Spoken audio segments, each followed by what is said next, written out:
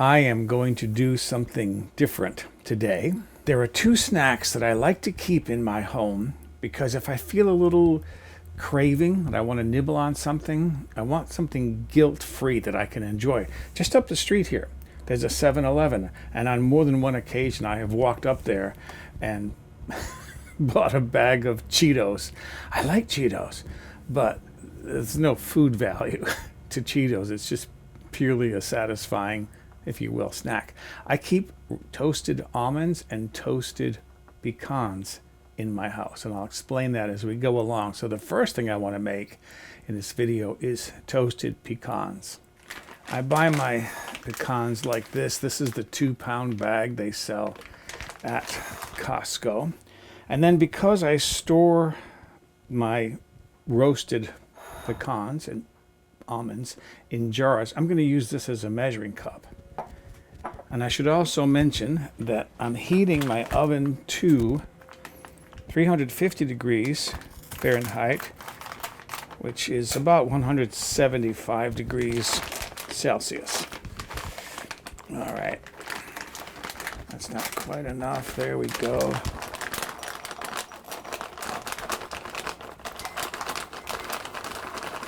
That should do it. Set that aside.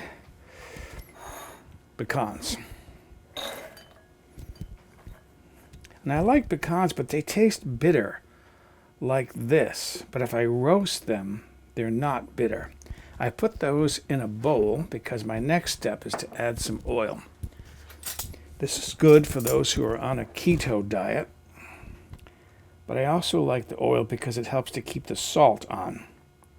So I'm going to put a couple of tablespoons of oil in there. There'll be oil on the bottom of the dish, but that's okay. And then I have to cover that with plastic wrap.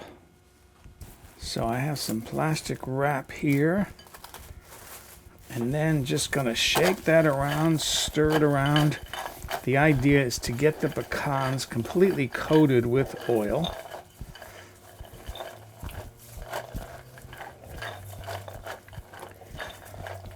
That's done. Then I've got a tray here. This is I guess they call this a quarter sheet. It's a small tray, baking sheet.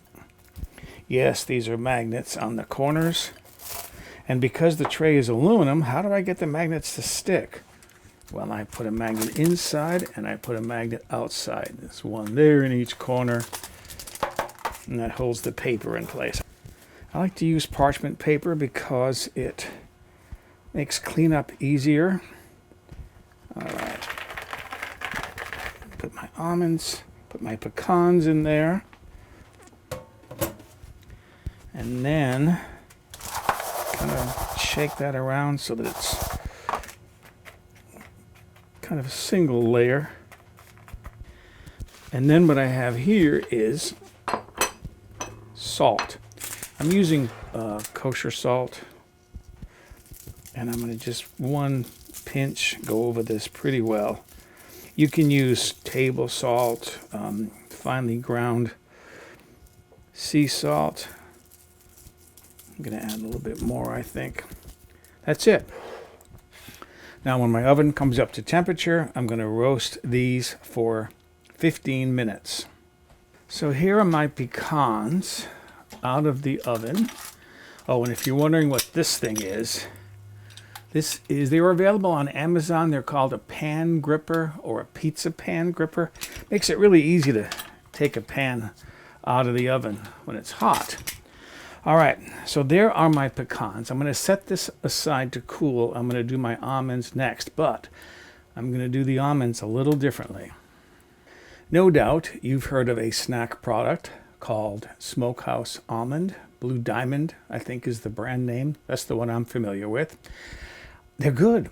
I like Smokehouse Almond. I like that smoky flavor, but I'm not sure about the other stuff that's in there. Like one of the ingredients is maltodextrin. I don't know what that is. I've looked it up on Wikipedia. I still don't know what it is. So anyways, you can make your own. Really simple. So let's make our own Smokehouse almonds.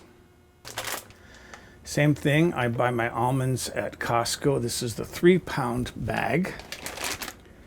And once again, I measured a jar. But before I put those in there, what I've got here is Wright's Liquid Smoke. I can buy this in the local grocery store. It's on the same aisle as the marinades, the jars and bottles of marinades. And they also sell this on Amazon. All right, I'm going to put just a few drops in there, not much. You can see there's not much left in this bottle because I use it quite a bit. Just maybe an 1/8 of a teaspoon. A little goes a long way. And then I'm going to experiment with, I'm going to use avocado for this one. 2 tablespoons again. It's a neutral flavored oil, unlike olive oil. So I'm just going to experiment with it. Okay. Done with that. Then I'm going to put my almonds in this bowl. Same thing, put the plastic on, make sure it's sealed well, and then same thing, swish it around, turn it around, get those almonds all coated with oil.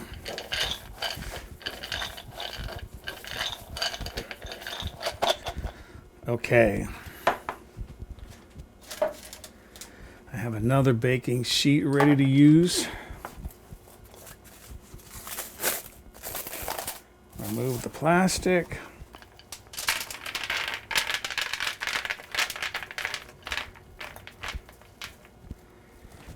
And then get those distributed in a single layer. That should be good enough. I'm doing this in a single layer because I want to get them kind of evenly salted.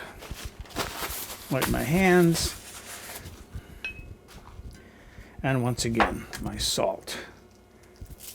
Pinch of salt. I'm using kosher salt. Any salt that you like, you can use. All right. This goes into the oven. Same thing, 15 minutes. I would maybe go 20 minutes one time just to experiment. These are denser, so they take a little longer to cook, it seems like, than the pecans. But I'm going to do this for 15 minutes because that usually works for me. So there they are. Those are my almonds out of the oven. And I'm going to set these aside to cool.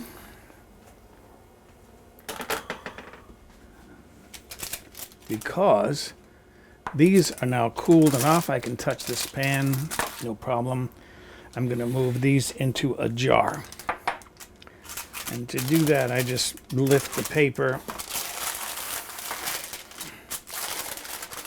from the 2 sides like that, and then just put them in there. A few more. I might have to nibble a few of those to get the lid on, but that's okay. So there they are, 2 jars of snack nuts. Couple of things worth mentioning. One is they look wet with oil now, but over time the nut will absorb the oil from the surface and they'll look less oily later. The second is, if you're on a fat-free diet, this might not be the best choice for you, but if you're on a keto diet where you need to increase your fat, this could work very well. It works for me. Before I put the lid on this one, I want to taste one of my pecans. That's good. It's a bit salty. Of course, it's got a nutty flavor to it. And I love the flavor of roasted pecans, so I can put these away.